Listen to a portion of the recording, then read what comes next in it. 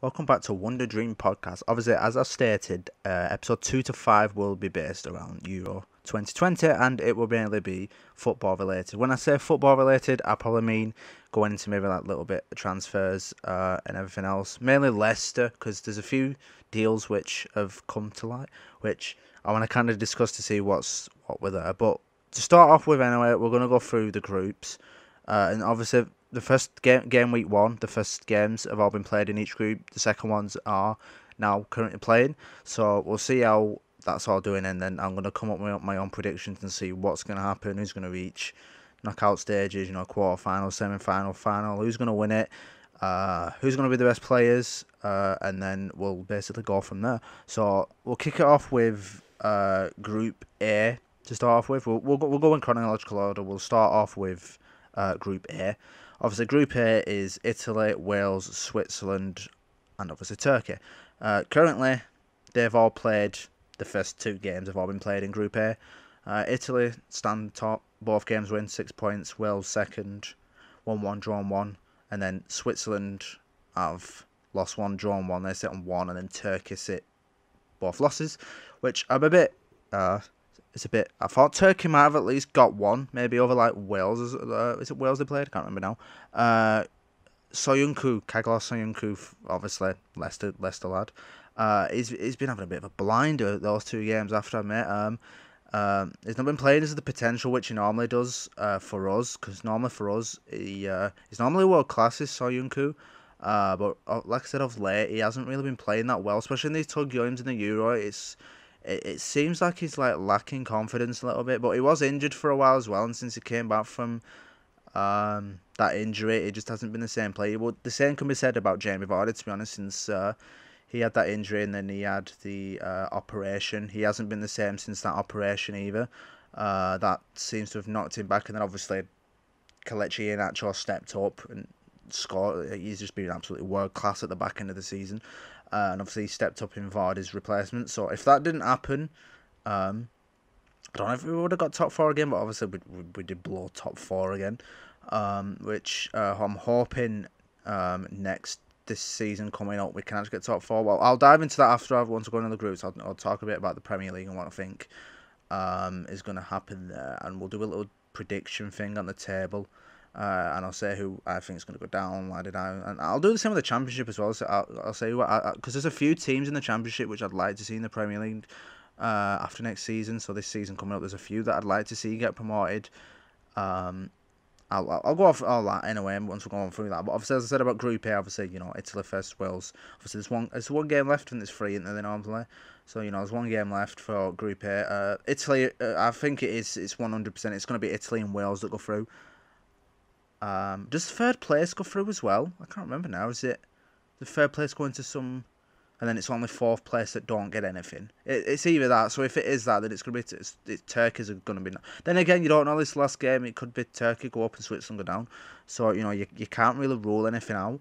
But it's definitely Italy and Wales are going up as the top 2. Italy. I don't know why. I'll tell you in a minute who I think is going to get to semi-final and final, but Italy's going to be up there. They're obviously on one of my predictions anyway of what's going to happen. We'll now move over to Group B, which is Belgium, Finland, Denmark, and Russia. Belgium are currently top. Well, all 2 games are playing, but as I'm recording this podcast, Denmark and Belgium are playing at the moment, and Denmark are currently winning 1-0. This is as me recording this podcast right now. And they're everyone in Group B are sitting on 3 points. If Denmark win against Belgium, every team will be sat on 3 points going into the final game. So it's anyone's game. I mean, Belgium could get knocked out. They could end up, and they're all. Belgium could end up not qualifying, and Russia could go up there with Finland. It could be Russia and Finland. It could be Russia and Denmark, Finland and Russia, and then Belgium could. It's anyone's game. If Denmark win against Belgium, that table is going to be very interesting for the final game of that group. Because like I said, they're all set on 3 points. They've all won 1, lost 1. If that Denmark Belgium game does turn out like that, so we'll see. But Group B seems to be an interesting one for the final game of that group. But obviously, I hope it is Belgium just because of Tielemans and obviously Castagne. But Bit disappointed that Castagne has got injured. He broke his eye socket and that, so I'm hoping he'll be back in time for the beginning of the season for us at Leicester. But it could be out maybe. I don't think there's anything like that's been put out there. All we know is like he had like a broken eye socket and something else. But like I said, I hope he is getting better and getting well, and hopefully he is ready for the new season. But obviously we are getting a few. We've been linked with a few other players which are going to like bag. I'll go into that after we've gone through the groups and everything else, and I'll just talk a bit more about the Euros. And obviously the unfortunate event for Denmark as well. Last week with obviously Christian Eriksen having what was thought as a cardiac arrest on the pitch, which was a saddening moment. We know now that he is getting better. You know, he's awake now. You know, he's talking. So hopefully, I do wish him all the best. Hopefully, he recovers properly. But like I said, it was really an unfortunate event, and apparently now he could retire because of it.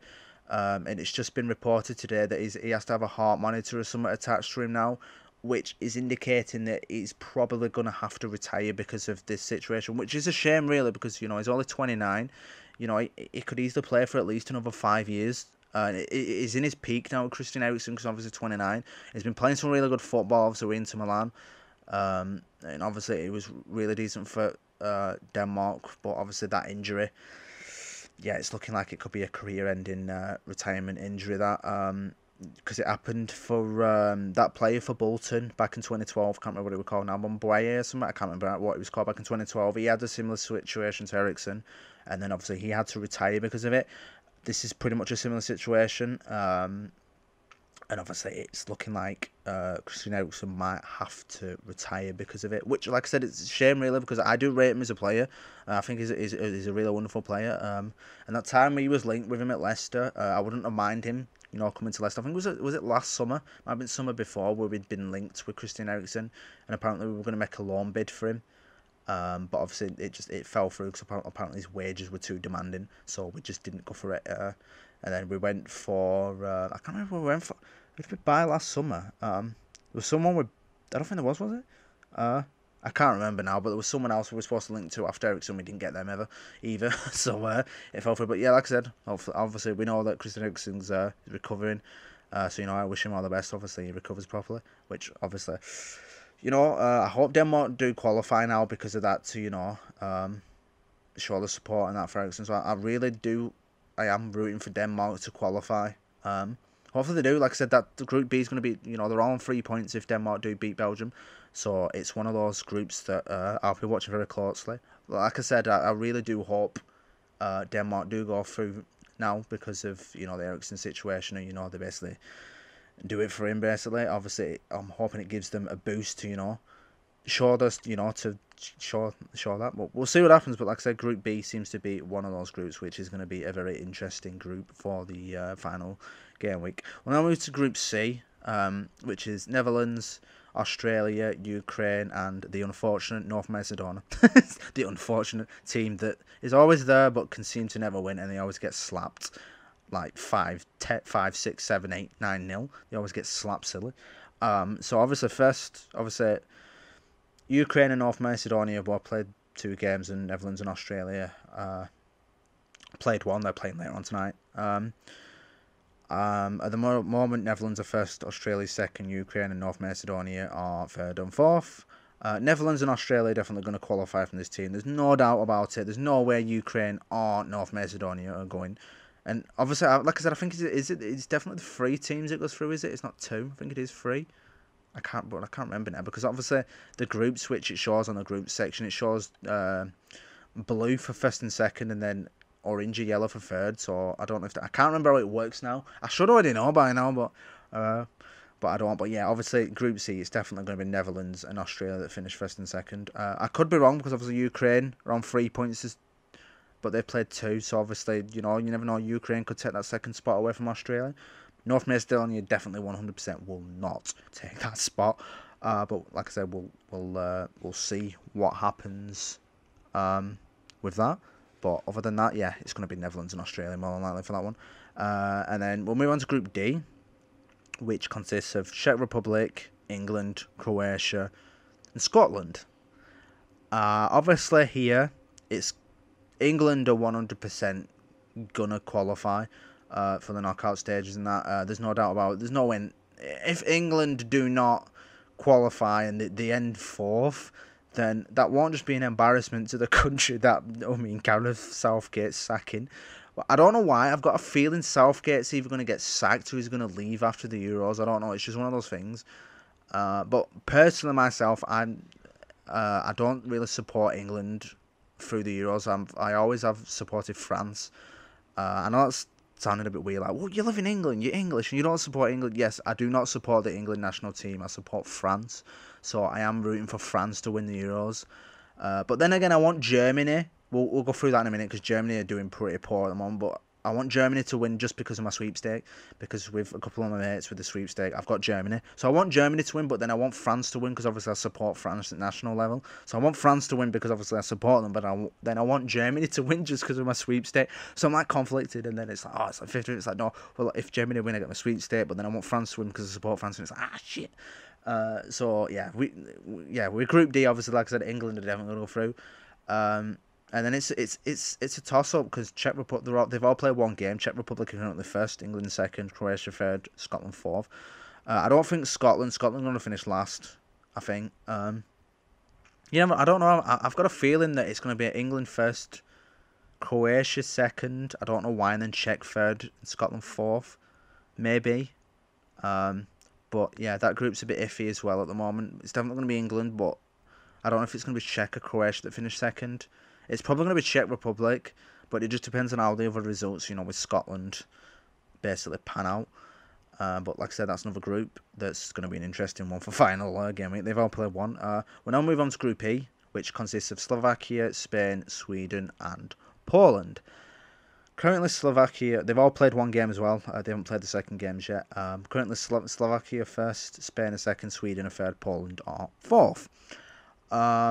Out of this group, you would think Spain had finished first and Sweden had finished second, but currently Slovakia first after the first game. They're the only one of the group that have won one. Obviously, Slovakia's won the first game. Spain and Sweden both drew. Poland lost. I think the way it is, I want Spain to finish. I don't know why. I want Sweden to finish first, Spain to finish second, and obviously Slovakia to finish third, and then obviously Poland never do well at international level. They always never make it through a group, which is a shame really, because once Robert Lewandowski decides to leave, which this might be his last Euros, Poland are just probably going to never qualify again, which is unfortunate really, because I do like Poland as a country. So it is a bit unfortunate really for Poland, but once Big Lou leaves, it's not looking great for Poland unless they get some good young players that are upcoming that can do well at Poland. There's a couple. There's Jan Bednarek at Southampton, which I do rate as a player, and obviously he's Polish. There was that player we had, I can't pronounce his name. We had him, a Polish lad, which I thought was going to do well, but I think we released him and he's gone to another club now. But I did rate him when it came to us at that time, to Leicester. I can't remember, Kapustki, something like that. I did rate him as a player as well. That's another Polish lad. There is a couple of young Polish players which could help keep breaking them into Euros and that. But we'll just have to wait and see. But once Big Lewaski, I'll just call him Big Lou. Once Big Lou leaves, that might be it for Poland unless they can get some really good young decent players bouncing up from. But like I said, yeah, that's what I said about Group E, and we'll see what we do there. And now the final group, which is Group F, is consistent of this is like a death group for Hungary. I feel really bad for Hungary, but then again, I don't really rate Hungary. They've never been that great, have they? So obviously it's Portugal, France, Germany, and Hungary, which is my confliction because of Germany being my sweepstake and France being the country I support international level. So a bit, like I said, I'm conflict. Currently, Portugal, obviously they've all played one game. Currently, Portugal are first, France are second. They've both got 3 points. And then Germany and Hungary third and fourth with 0 points. It's probably going to be Portugal and France first and second. I'm hoping it's France first, Portugal second, and then probably Germany third, and then Hungary, unfortunately, will finish last. Like I said, things can change, with the groups. Like I said, with one group which is the death group, which is Group B, which is very interesting with them all having 3 points. With currently Denmark beating Belgium, and if, like I said, the results do end up like that, it'll be an interesting. It'll be very interesting to see how that group pans out, because with all of them having 3 points, it means that they're all going to be fighting for that last game to qualify. Because obviously fourth place doesn't qualify, so they get knocked out. But with most of the groups, you can see who's going to qualify anyway. But like I said, anything can change, because as not every group has played 2 games yet, so there's 2 games yet to play for most of like the teams in the groups. So we'll just wait and see what happens with that. But like I said, I've gone through all that, and I've said basically what that is. Like I said, I really want France to win, like I said, because obviously I support them at international level. Which my mate kicked a fuss up about, because I told him, because obviously it was posting in the group chat about England. And I was like, well, I don't support England, I support France at international level. And then he was like, oh, you should be deported for that message alone, you should be deported. I'm like, you can support another team just because you live in England and you're British, you're England and you're English yourself, being born here. It doesn't mean you have to support the national team. I never have, supported England. I've always supported France at international level. I don't know why, it's just the way it is. I've always been a Blues lad, obviously, because supporting Leicester, they're known for blue colours, and obviously France are also known for their blue colours. I'm a blue lad at heart, so I think that's probably why I've supported them, because they're both blue, and blue's a colour which I represent with, and obviously Leicester are known for blue colour, and France as well. I think that's probably one of the reasons. I think it's probably because I don't know why, but I've been supporting France since I was like 6 years old. I've been supporting France for like 21 years now. I think it was like 6 when I first watched my first international game with France that I saw. I know when I was younger, obviously being that age, I can't really remember much. But being that young, I know my parents used to watch the England matches quite a lot, and they still do. They obviously support the England team at international. I don't. I'm the only one of the family that doesn't support England, because I support France. Which is a bit bizarre, because obviously I don't live in France. I've never lived in France. I've actually never been to France either. Yeah, I support the France national team. It's a bit weird, yeah. It's a bit of a weird one, but yeah, I do support France at international level. And obviously, if I had the money and everything else, I would go to support them properly. I'm hoping the next Euros I'll have money together, and I'm gonna go and properly support France at go to the games at the next Euros. I might be able to go for the World Cup ones, but we'll see. But I'm hoping next Euros. Get the money together, and I'm going to support France properly at the international. I'm going to go to the games for Euro 2024. Euro 2020. Is it 20? Wait, 20. Is it 2024? 2024 in it, the next Euros, because the World Cup's next year. So yeah, the 2024 Euros. I'm hoping to go out there and support France properly, and actually go to the games and support them. So we'll see what happens then. But that's my plan anyway, because obviously I've supported them for so long, and I've not really. I've watched the games on TV or not, but I've never actually gone to the games like I do with Leicester. So we'll see what happens. I need to do it anyway. You can't support a national team and not go and watch the games and just watch them on TV. You have to actually go there and support them properly, because that's not being a football fan. If you don't actually go to the games, even if it's not every game, you go to like some of the games each season. You got to support them properly. But if you're one of those fans that just sits, couch support, and you don't actually go to the games, you're not really a fan, are you, of that club or international club? You're not really a fan of them if you're not actually going to the games, even if it's just like like a couple of games a season, because not everyone can afford to go to every single game, buy a season ticket, and having to travel everywhere to go to the games. I've only done 2 seasons where I've watched Leicester every single game. I've only done that twice, because I got a season ticket for 2 years when I was at uni, because I did uni for my first 2 years down Leicester, and obviously I got a season ticket both of those years and watched all the games home and away with a couple of my mates that I had at uni. So I did that for the first 2 years when I was at uni, so between 2016 and 18. So those 2016 to 17 and 17 to 18 season, both of those seasons, watched every single game home and away, and I went to the couple of cup matches as well. But before that, I didn't really go to many of the games, because I didn't live in Leicester. I went to a couple of ones, like when they came like closer up to where I was. So I did go to a few of them, not all of them. But yeah, those that are couch supporters are not real supporters.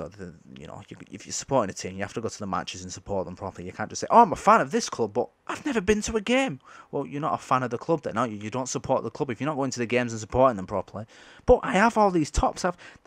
that defeats the object. You've never been to a game, so you don't support that club. You're just supporting that club because they're doing whatever. I don't know, whatever. Anyway, we'll move on from that now. Obviously, I'm just going to talk a bit more about the Euro before I jump into the other stuff. I was going to talk about like the players that are performing well. Obviously, Romelu Lukaku's doing really, really well at the moment. Obviously, he scored 2 goals in his first game. Ronaldo also scored two goals in his first game for Portugal. Mbappe for France is playing pretty crap at the moment. The first game, to be fair, I'm one of those fans, even though I support France, and I want all the players to do well. I don't really rate Mbappe, personally, myself. I think he's really overrated. Yeah, he bangs in goals and everything else, but I think he's really overrated as Mbappe. If it came to an option choosing between Mbappe and Neymar, I'd choose Neymar all day.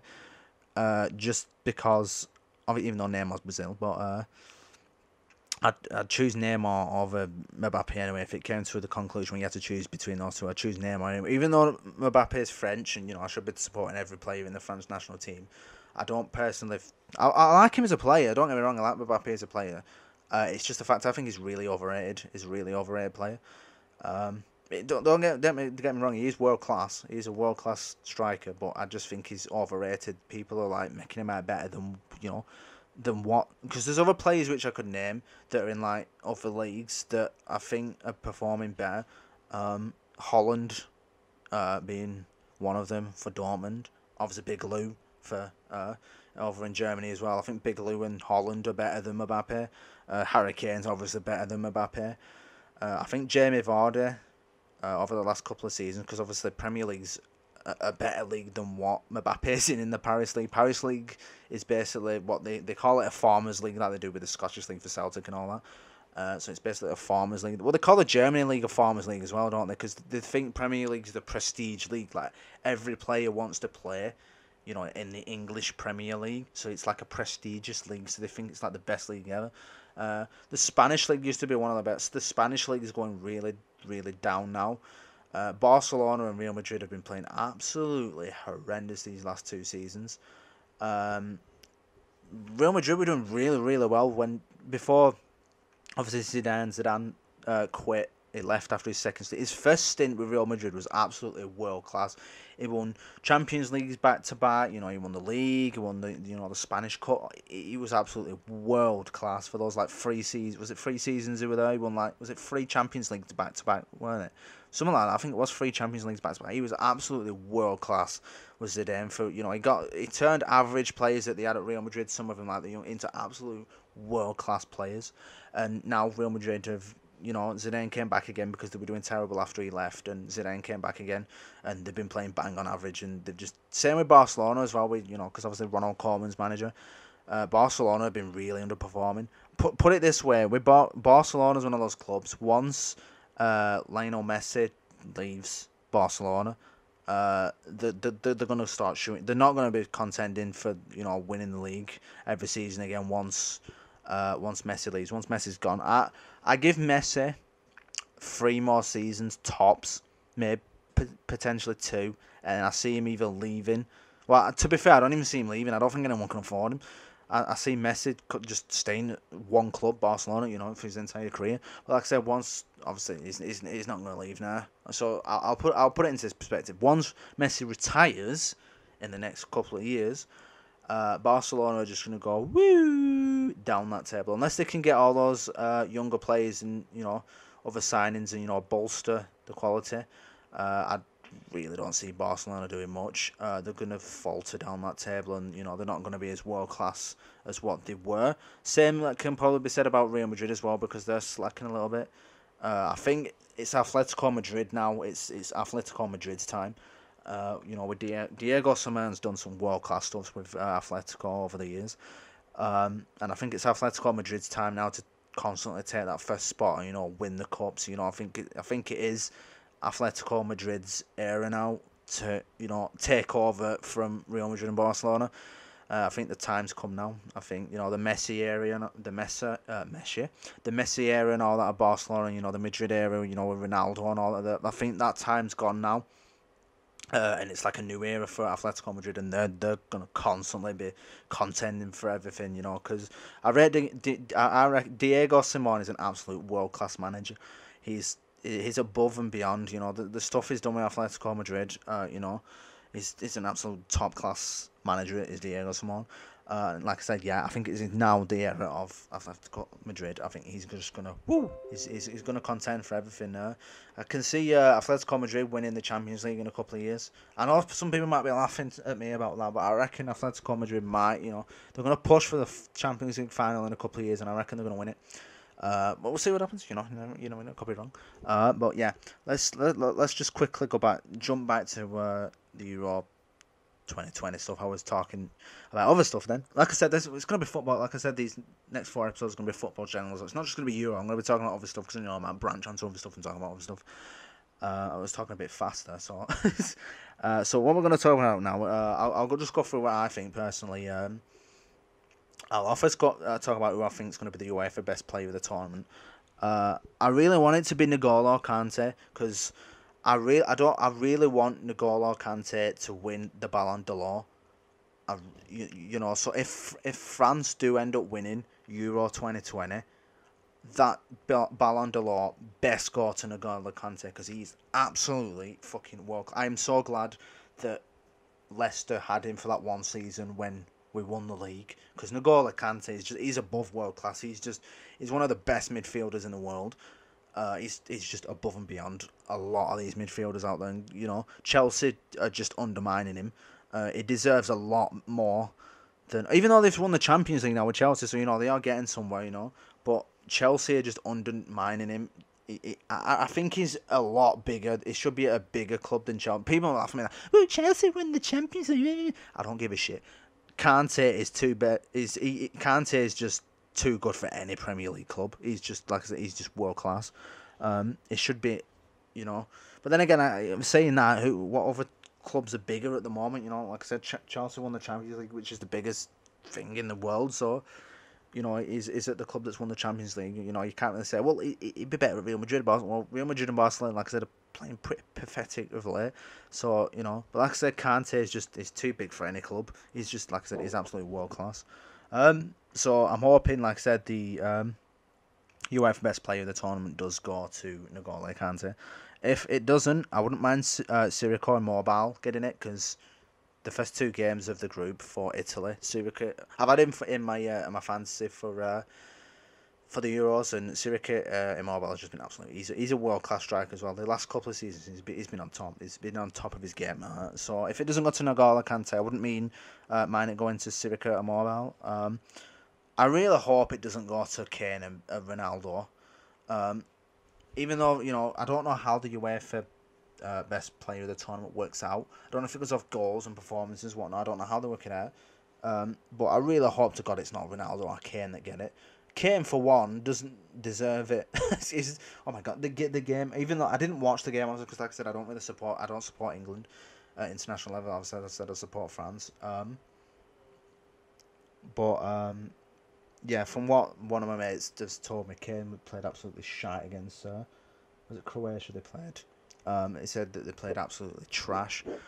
So yeah, like I said, I hope it's N'Golo Kante. If it doesn't, obviously, I hope it's Sirico Mobile. I hope it isn't Kane or Ronaldo that doing it. I wouldn't mind Romelu Lukaku to win it either, because I really do rate him as a striker as well. He's a pretty world class striker as well. So either Kante, Lukaku, or Mobile, I wouldn't mind winning the UEFA Best Player of the tournament. We'll see how it goes. You never know. But yeah, and I hope to God it's not get my words out. I hope to God it's not Bruno Fernandes that wins it as well. I'm not even gonna go. I'm not even gonna talk about Bruno Fernandes.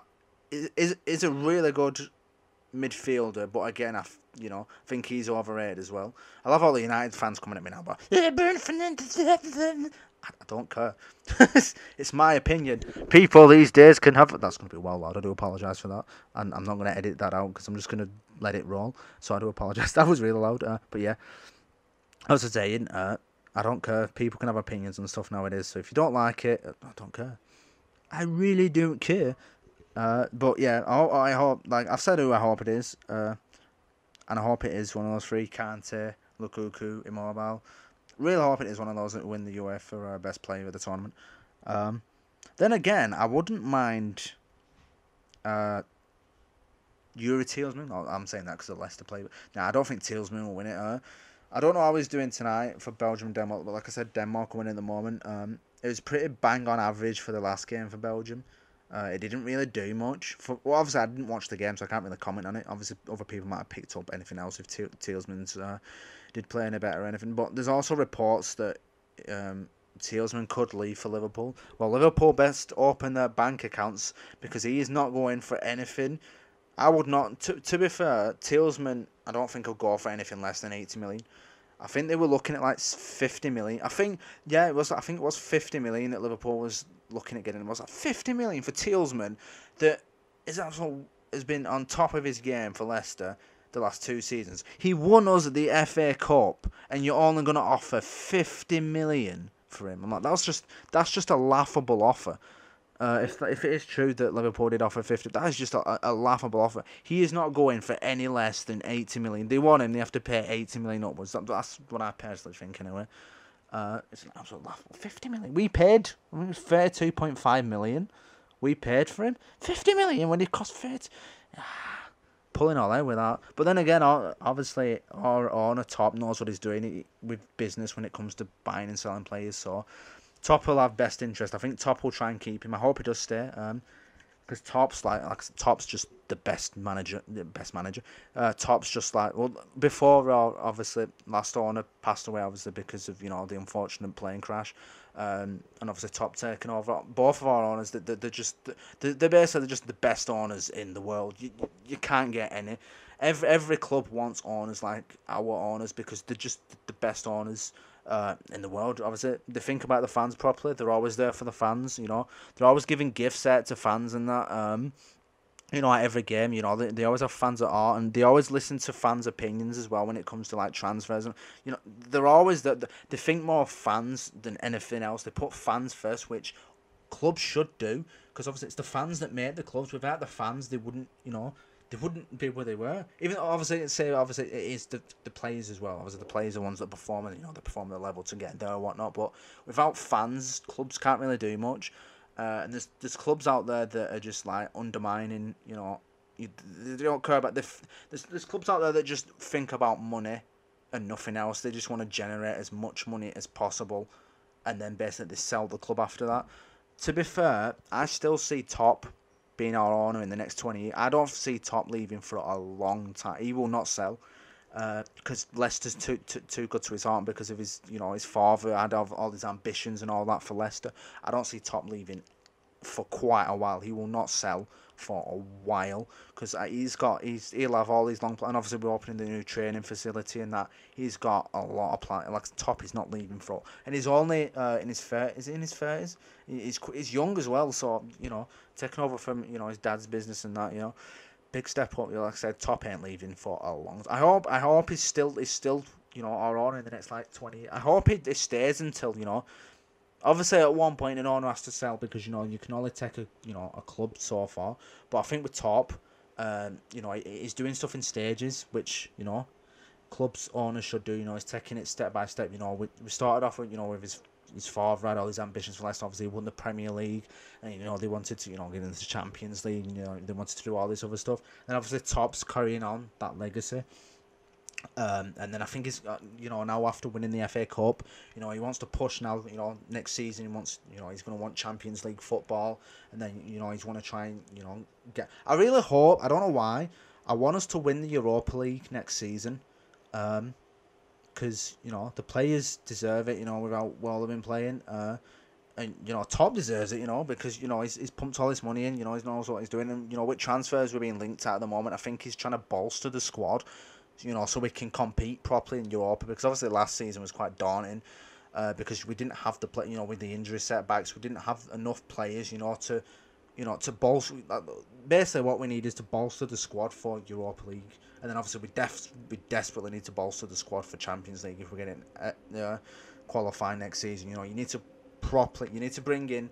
I think we need at least 5 new decent signings this summer to bolster that squad to push for Europa League, and I think that's what Top's trying to do, because we are linked with quite a few, and there's that dude that I can't remember what it's called now. That whatever he says is true. It normally happens. He's a reputable person to come from Italy. Everything he says normally it normally does happen. And he said that there's obviously there's a few transfers. Obviously, apparently he said the Bakary Soma deal's done. Edward Oz, whatever he's called, from the Celtic striker, apparently we're still in deals with them, but nothing's been stricken yet, an agreement, but we're still in talks with them. Is it called Baka? There's another striker which apparently the deal's been done with Soma. I don't know what's happening with the Ryan Bertrand deal. Apparently we're supposed to bring him in a free transfer. I haven't really seen anything else about that deal yet, but apparently, at one point he said that the Bertrand and the Soma deals were done, but it's just the club announcing them, and I've said there's another striker called Baka. Is it called Baka? I can't remember what it was called, but apparently some Lesberg striker, I think it's called Baka. Apparently we made a 30 million bid for him, which has been accepted, and apparently him and Soma are done deals, according to that dude in Italy. Apparently they're done deals. Then obviously the Celtic striker, I can't pronounce his name, apparently talks are still ongoing for him. He hasn't mentioned anything about the Ryan Bertrand deal, so I don't know if that's happening, or if Ryan Bertrand's going to another club. I don't know what's happening yet. But obviously there's also, like I said, Tillsman deal to Liverpool. I don't think that's going to happen. Top will want to keep Tillsman. After him winning goal for FA Cup, I think Top's going to do everything in his power to try and keep Tillsman at the club. He's going to want to keep every player at the club, to be honest. I think what he wants to do now, because we don't need to sell. At the end of the day, we've made over 250 million from transfers in the last 4 seasons. We don't need to sell. I think, Top wants to now bolster the squad, because obviously we need it for Europa League and Champions League. I don't think we need to sell. We really don't need to sell. It should. I hope it ties the players down to new deals, because to keep every player, but buy new players to bolster the squad. I'm hoping that's what Top does. But we'll just have to wait and see, because obviously it's our director of football, and John Rudkin can be a bit iffy when it comes to transfers. He's done some really good, excellent stuff, as you've seen, but John Rudkin's one of those directors that's a bit I mean, there was one time, I can't remember when it was, a couple of years back now, where the fans were trying to get John Rudkin sacked. They wanted him out of the club and director of football.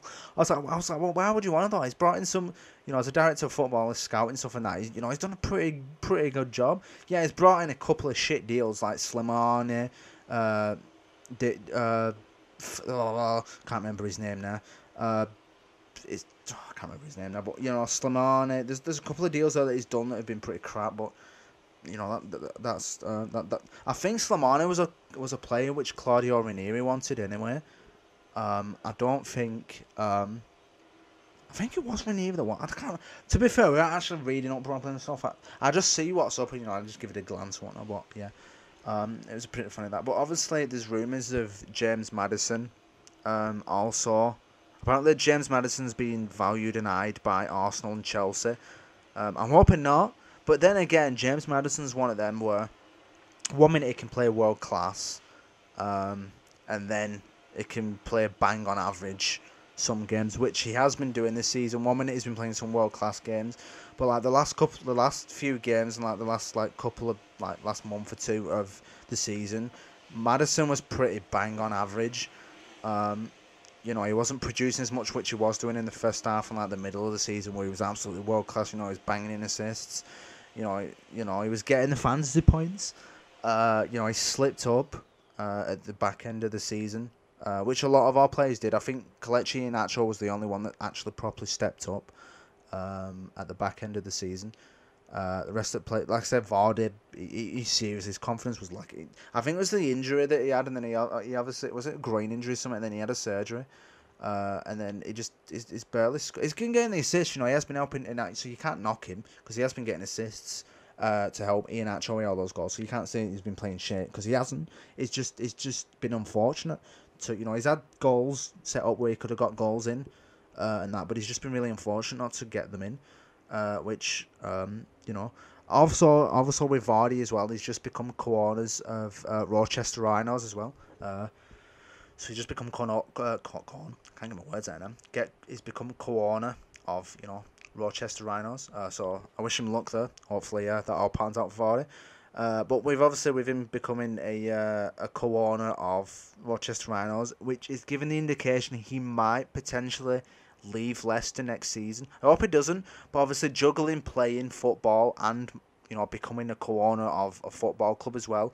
It's how is Vardy, especially when that's in America as well, and obviously he's playing football in the UK for Leicester. It's like, how's he gonna balance both of them out? Obviously with him being owner, he's gonna want to be there most of the time, at the club, help out the youngsters. I think that's what Vardy's plan is.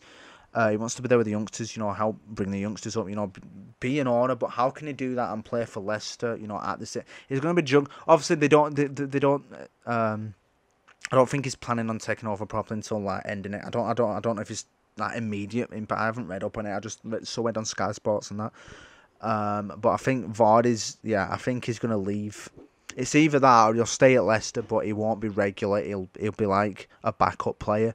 He'll step back to let other players. Obviously, Iheanacho's one of those that could take his place. And then obviously, if we've been rumoured to bring in other players, strikers and that, Vardy's going to step back and he's going to focus more on obviously being an owner of Rochester Rhinos. So he's going to want to focus on that. You never know. He could decide, next season will be 10 years. At the end of next season, that would mark 10 years as a player for Leicester City.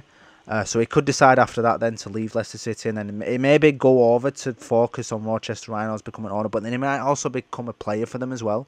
So he might play for them as well as co-owning them. I think that's what Vardy's going to do. So we'll just have to see what happens. But yeah, I really do think he's going to leave next year. End of next season, because like I said, it marks 10 years as a Leicester City player. Hopefully it doesn't, but then again, he is 35 next season. Obviously, he can still bang in goals and all that, but he can't do it forever. With him turning 35 next year, even though he did say at one point he wants to continue at the top level until he's 40. But with him obviously becoming a co-owner now of Rochester Rhinos, it's given us the indication that I think he's getting ready to either leave Leicester or retire from football. I could be wrong, but it's just the indication which I'm getting, because he wants to focus on the next chapter of his life. He wants to go on to do other achievements. I think obviously we know he's playing next season. I think his aim there is to help Leicester get the Champions League qualification. After next season, I don't know what Vardy's going to do. Obviously we're becoming co-owner of Rochester Rhinos, like I said. It's a bit hit and miss at the moment. We don't know what he's going to do. But I wish him well in whatever he decides to do. If he decides to leave Leicester and play for Rochester Rhinos whilst co-owning them, good luck to him. I wish him all good luck. So, he's one of the best Leicester players to play. If he decides to go down that route, or if he decides to stay, and he just stay and he balances both of them. And he decides not to, retire or leave to play for them or whatever he decides to do next season. But I think an announcement from Vardy is going to come, either before the beginning of the season or the end of next season, on what his future is going to be. So we'll just have to wait and see what happens with that. Kasper Schmeichel's also another one, which I don't know what's going to happen. I'm going to sneeze on him. Like I said, Kasper Schmeichel's another one, which I don't know what's going to happen after next season. Same with Johnny Evans as well. After this season coming up, Vardy's 35, Evans is 34 or 35. Same with Schmeichel. I think Schmeichel's 35 next season as well. So, they're all coming into the mid-30s now. They're coming into like the ends of the careers, getting ready to, retire and, go on to do other stuff, whether that's to go into management, or what Vardy's done to go into owning clubs, or starting off as a coach or assistant manager and building themselves up to become a manager of a club. So, they get, Evans, Schmeichel and, Vardy are getting to that point now where it's either going to be this season, it's either going to be 2022 or 2023. So 2 years we're probably going to get left out of Evans, Schmeichel and Vardy. Could be wrong. Like I said, Vardy said he wants to play until he's 40. But like I said, with him becoming co-owner now of a club, and I think he's getting ready. Like I said, he's getting ready for that next chapter of his life. He wants to go on to new endeavours, which you can't knock him for it, because he's been, like I said, at the end next year, it's 10 years he would have been with the Foxes, and he's done a lot. He's got us up, Championship, Premier League, FA Cup. We played in the Europa League, the Champions League. He's done a lot. He's achieved more than probably what he ever dreamt before joining Leicester. He's gone above and beyond. So yeah, like I said, I wish him all best if if he decides to do leave at the end of next season, or if he retires. Good luck to him. That's all I can say. Same with Michael and Evans as well. If they decide to do the same, because they're pushing on in age. Like I said, every player can't play forever. There's they can only do so much. With Vardy as well. Apparently, he's been having a lot of groin problems, which has been evident over the last season or two. He's had lots of surgeries as well. I think he's pushing his body, too much, and I think himself knows that you can only push your body so much, and obviously the way it's looking, obviously Vardy's pushing himself too much, and I think he knows that himself. But like I said, he did say a couple of years back, I think it was when we won the Premier League, that he wants to continue playing football until he's 40. I think he can do it. He's still performing really well. Vardy can do it, but I think it's if his body allows him to. Obviously, you can say that. You can say, well, I want to do this till I sit. But at the end of the day, it's if your body allows you to do that. It's all fatigue, and if you can keep. It's if your body can, maintain that level. Not every player can do it. Well, look at Ibrahimovic. Is he 39 now, coming on 40? He's still playing. It's possible. Vardy could do an Ibrahimovic. It is possible. But it's just if his body can keep up, But, with all the reports, obviously we don't know if it's true, because obviously Vardy hasn't denied or confirmed, but obviously we know with the surgeries and that he's been having, it's evident that he's pushing his body to more than what he should be doing. But it's down to him at the end of the day. If he feels that, he can still do it, he can still do it. And obviously he's proven, he scored, was it 14 goals this season gone? So he's proven he's still got it. Obviously, well, he has. And like I said, I reckon he will be an Ibrahimovic, and he probably will play till he's 40. But if he plays for us for the next because he's 34 now, so say 46 years. So potentially, he said he wants to play till he's 40, so that's another 6 years. If he's still with us during those 6 years, I don't know, like I said, with him becoming co-owner of Rochester Rhinos, like I said, it's we don't know. We'll have to wait and see until, I'm presuming Jamie Vardy's going to make an announcement on it soon. If not, at the end of the season, he'll come up with his plans, and, because he's going to juggle co-owning a club and, and as well as, playing for us. We'll just have to wait and see, but that's basically what that is. But yeah, as I was saying before that, obviously James Maddison's also one. Obviously, that apparently rumours that James Maddison might also leave. We don't know yet. It's one of those things, it's hit and miss. We don't know if he's going or if he is or not. But hopefully he does. Hopefully he does stay. Because like I said, James Maddison's one of those, obviously. 1 minute he can play world class, but then obviously he had an injury, didn't it? So then he went average. But the same thing happens to James. It normally does happen to players. Normally when they get injured and they're out for quite a while, they've got to build that confidence back. They've got to push the body back into, playing properly again, which I think Vardy and Maddison have been struggling with, which was a shame, really, because obviously Vardy's world class, and so is Maddison. So it's a bit weird as well, the fact that James Maddison didn't get picked for the England Euros as well, which is a bit bizarre, really.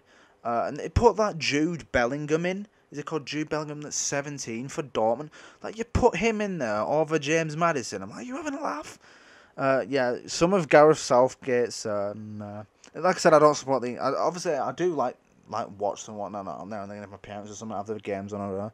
Obviously, I know most of the players that go in there anyway, because, supporting Leicester and, knowing the Premier League and Championship and all that in there.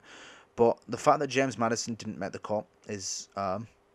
it's a bit weird, obviously, because I did see Gareth Southgate's team news, and it's like, yeah, why is this player in there? Why is that player in there? Well, the fact James Ward-Prowse didn't get put in there as well.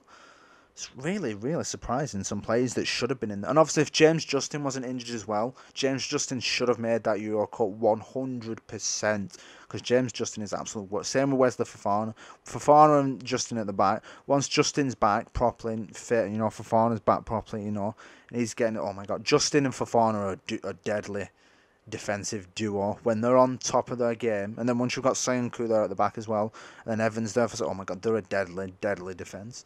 But I'm hoping, like I said, we need to bolster our squad. I said a few players linked, like I said.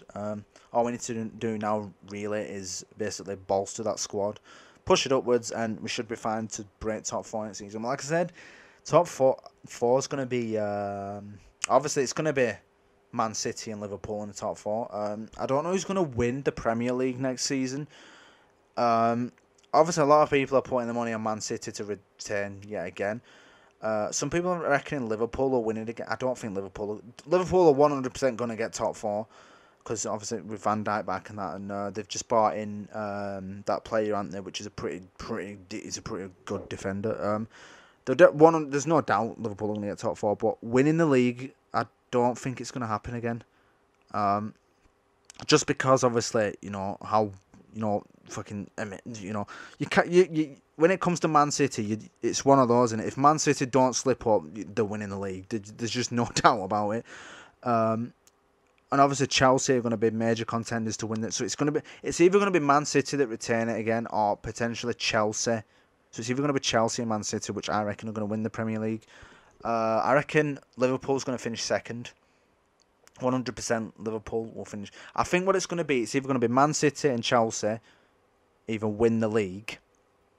Liverpool are going to get second to whatever one of those, and then third place will be Chelsea and Man City if it goes the other way, and then Leicester will finish fourth.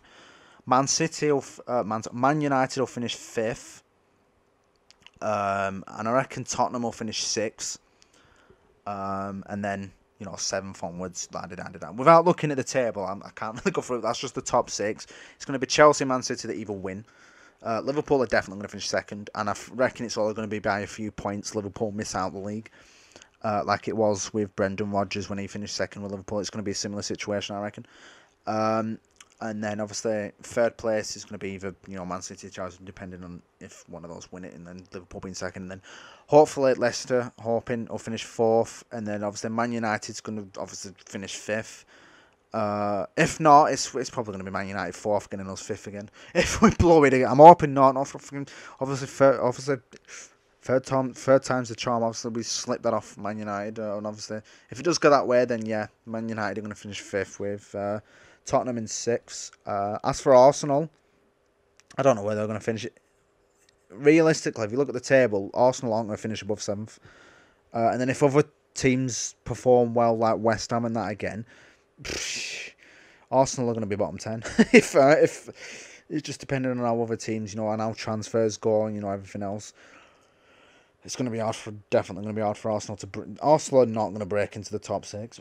Not with Man City, Liverpool, Man United, Chelsea, Leicester, Tottenham, West Ham are potentially contenders against. That's 7 clubs there.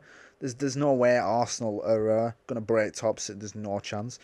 I think Arsenal are going to be a bang on average team now for quite a while, which is unfortunate, really. But without Wenger, they've not really done heavily big stuff, have they? Obviously last season, oh my god, literally at the beginning of the season, we how bad Arsenal were playing. I literally thought Arsenal was going to get relegated. That's how bad they were playing.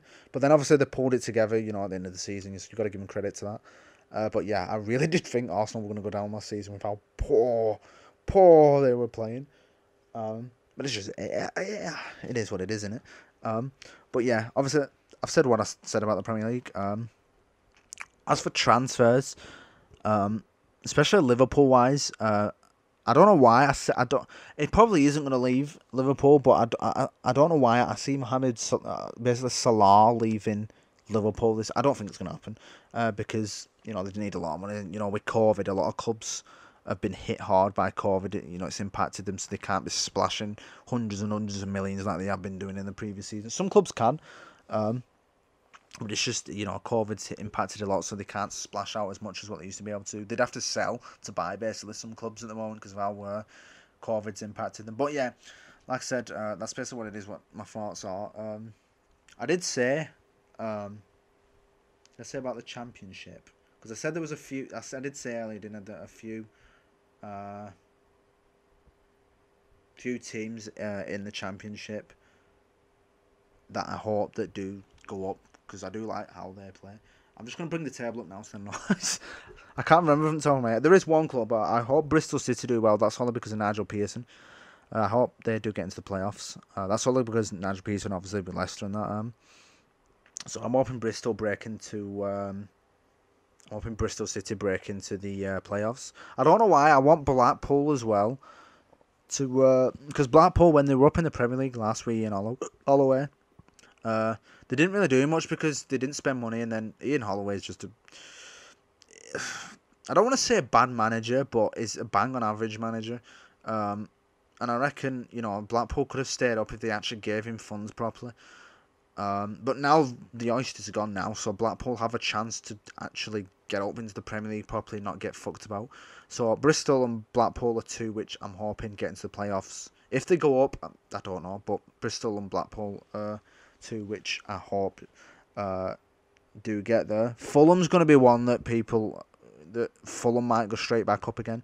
It tends to be a trend. The clubs that go down tend to go straight back up again.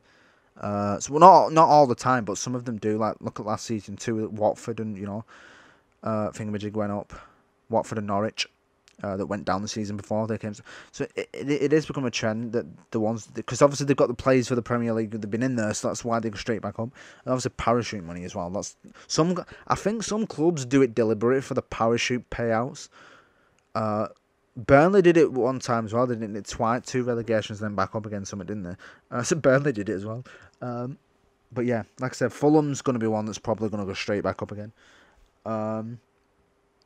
But other than that, it's going to be a really tight. West Brom and Fulham are going to be one of the two that will be looking to go back straight back up again. Swansea obviously missed out in the playoffs this season, just gone.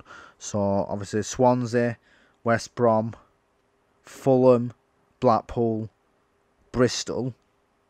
I'm trying to think of a 6th club. Maybe.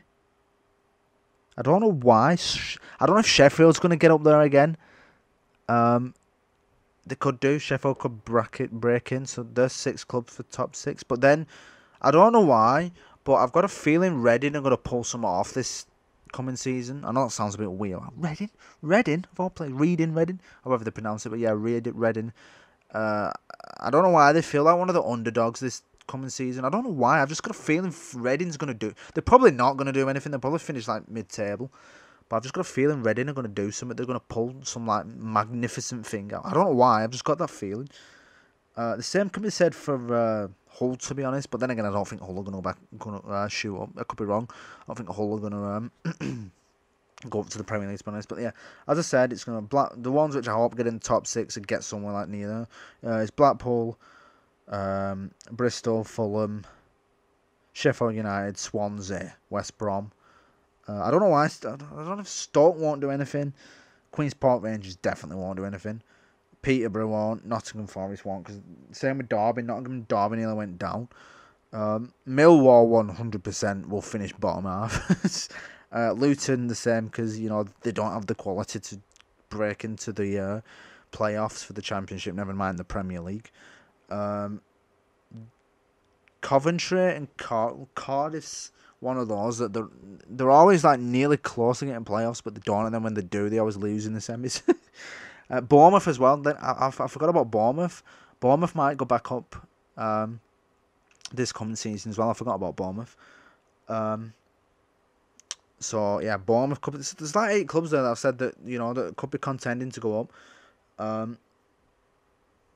The rest of them are going to finish like bottom half. Blackburn, Huddersfield, Hull, Luton, Middlesbrough, Peterborough, Preston, QPR, all those ones that I haven't said. Stoke. They're probably going to finish bottom 10 half, the bottom to bottom.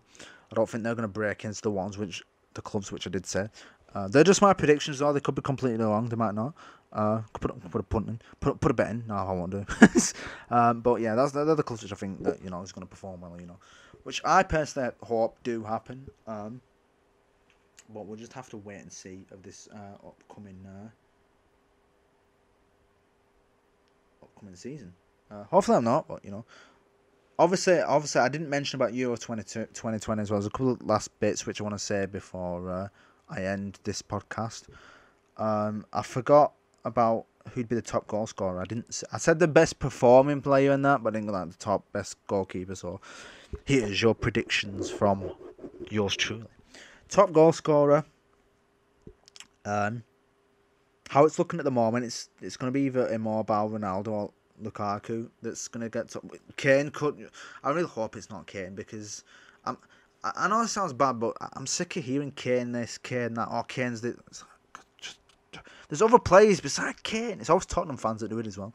It's like there's other players beside Kane, and Kane's average at the moment. Well, he has been average for England at the moment. Then again, I can't really say much. He's only played one game, but yeah, how it's looking. It's either top goal scorer. 1 minute. My throat's getting a bit dry because I've been talking for over an hour and a half, and then I was on the phone to a minute. So obviously, the top goal scorer, how it's looking at the moment, is either going to be Lukaku, Ronaldo, or Immobile. I hope it's not Kane. For the love of God, I hope it's not Kane. Mbappe, I don't think that's going to happen. Other players which could be thrown into the mix, which I don't think is going to get the top goal scorer, is obviously Benzema, Sterling, Schick's one of the underdogs. Griezmann, and again Griezmann's a bit. For some odd reason, I don't know why my mate likes Lorenzo Insigne. I don't know why. And he's like, oh yeah, he'll probably get the top goal scorer. Insigne though, it's like a bang average player, Lorenzo Insigne. Wout Weghorst for Netherlands. I do rate him, to be honest. I don't think he won't get top goal scorer, but what I think it's either going to be Lukaku, Ronaldo, or Immobile that get the top. Kane's probably going to be up that. Like I said, I really don't want it to be Kane that gets the top goal scorer in award.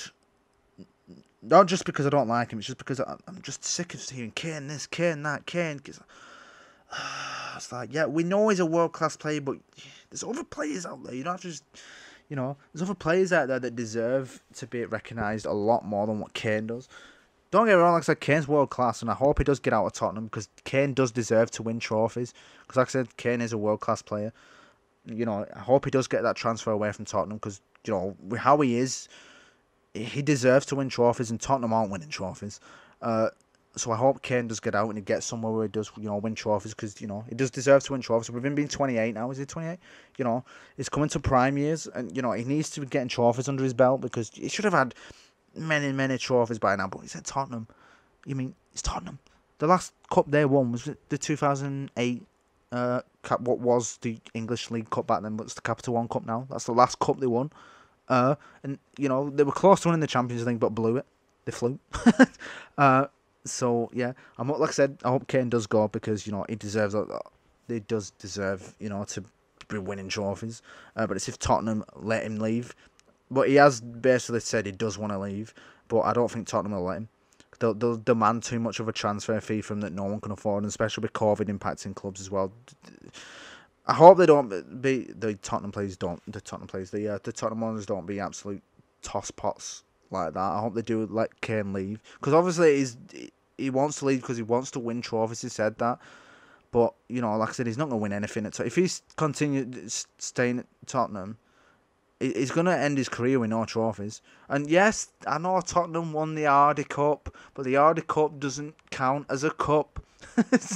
I mean, proper major trophies. Like I said, if Kane stays there, he ain't winning anything. It's Tottenham. They fluke everything.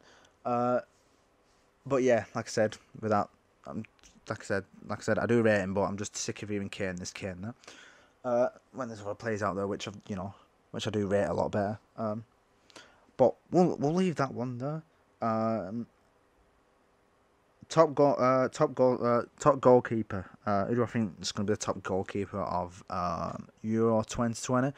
I really want it to be Courtiers for Belgium. That's all because he's in my fancy.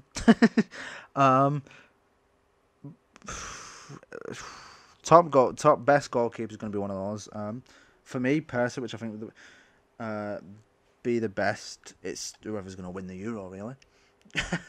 But I do like Courtiers for Belgium.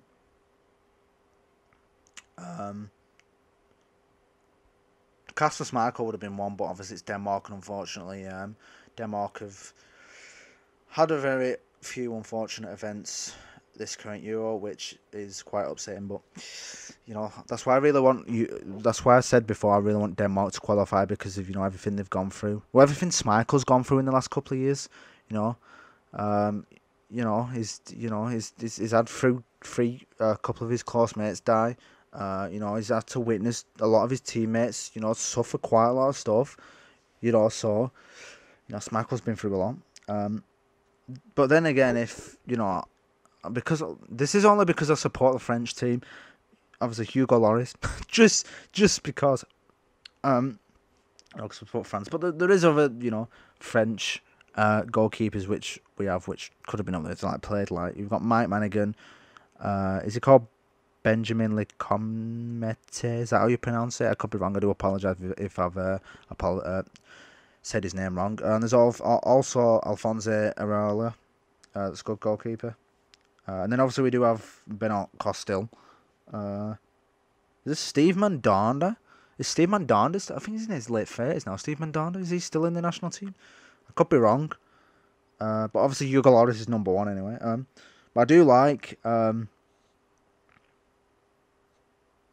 I've noticed a lot of French. There was a little pause there. A lot of the French I think they're all in the 30s. I think we do have a young goalkeeper for the French team because I know Costil is in his early 30s. Mandan is definitely in his late 30s if he's still there. I think Areola is the only one that's younger. I think is he 28 Areola? I could be wrong. Fact check that. I do apologise if I've said he's older than what he is. I think he is 28. I could be wrong. No, don't hold me to that. And then I know for a fact Lecomte is 30. I do really like Lecomte as a goalkeeper. He plays for Monaco. I do like him as a goalkeeper, to be honest. Over the last, I don't think he's really played much for Monaco. Was he the main? I think he was. I think he was the backup goalkeeper. I think it was like this 2019-20 season they used him a lot, but then last season he was a backup goalkeeper to another goalkeeper was Benjamin Lecomte. But then again, I could be wrong again because I don't follow Monaco and I don't follow the French league. I mean, well, I follow it to some extent, but it's always PSG that win everything. It needs to change. Oil money, dirty, sordid oil money, ruining football. Well, they're not. You can't. But it is what it is. But oil money. But yeah, well, I think I've said everything I want to say for this podcast anyway. Besides, I've said everything what was intended. I think I've said a little bit more. I think I've said some stuff which I was going to do for the next episode, but obviously, I've said most of what I wanted to crack out of, like I said, this podcast. I'll leave it last note as well, which I'll say who's going to win it. And everything else. To reach the final, I think personally it's going to be France v Italy final. Just because obviously I know you're only saying that because you support France. Yeah. I think it's going to be a France and Italy final. That's what I prefer it to be. Just because obviously France. They've got some of the best players in the tournament, and then Italy because Italy don't half play some really beautiful football. Italy play some really nice, beautiful football. So that's why I'm hoping. My personal preference would be a France v Italy Euro final. That's my preference, which I hope it is. Obviously, you can throw Spain, Belgium, Portugal into the mix. There's no chance England are definitely not getting into the final. That I can tell you now. So it's like I said, I hope it's a France v Italy final. Obviously, you've got Portugal, Belgium, Spain, which you can throw into the mix. Germany's also there. Germany could reach the final. Germany being thrown into the mix. The other clubs, I don't really see them, getting there. I really want Denmark to get to the semi-final, but I don't know why. Just because of everything that's happened, they deserve a decent run. Because of stuff that's happened. But we will see what will happen. But yeah, there's my personal thing. What I think about the final and who reaches the final and whatnot. Like I said, I hope it is. Like I said, a France v Italy final. But we'll just have to wait and see what happens, won't we? I'm just whilst I'm doing that, I'm just scrolling through the Paddy Power thing to see what the odds are and stuff. I was just gonna quickly mention about it. It's not really much. I think I've said everything I was gonna say without actually looking anything up anyway. There's even bettings on here for top goal scorer of each club. That's about. But yeah, I basically said everything I wanted to say for this podcast anyway. So yeah, that's that. Obviously, the next episode will be published. It will be put up. What day is it? Thursday, maybe Monday. We'll see. I want to wait until every group's played all 2 games, and then I'll do the next podcast after everyone's played all 2 games before the final one. So then we'll do the second podcast, the next podcast, as soon as every group's played 2. And then I'll do the third episode of the Euro one once everyone's played every game in the group. And then I will do one podcast. I might do more, because obviously this would be 2, 3. Be 3. I was going to do 5. 3 would bring us into the quarters and all that. I might do. We'll see what it is, because I don't think I'll do one podcast. I might do.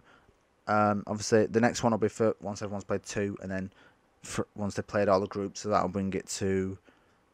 I'll bring it to 4 podcasts, and then the 5th one I'll probably do. As the quarters, maybe. And then we'll do the last podcast before the final. But then that's leaving out the semi-final if I do that. So I'll just work it out, because I don't want to do too much, because you can always talk, especially when we get to the quarters or whatnot. Once we're out the group stages, you can't really talk about much, because it's just like, oh, this club's playing this. Ooh. It'd be a short podcast. It'd only be like 10 minutes. So we'll just see what happens. But yeah, we'll see what happens. I'll work it out. But yeah, thank you for all those that have once I do publish this up that have tuned into it, and I will publish the 3rd episode. Like I said, once everyone's played game 2, I'll record it, and then it'll probably be released the same day, if not the same day, the day after the last teams played the 2nd game, before the 3rd game's play, and the same for 3 as well. So yeah, thank you for listening, and I will see you all again in the next podcast.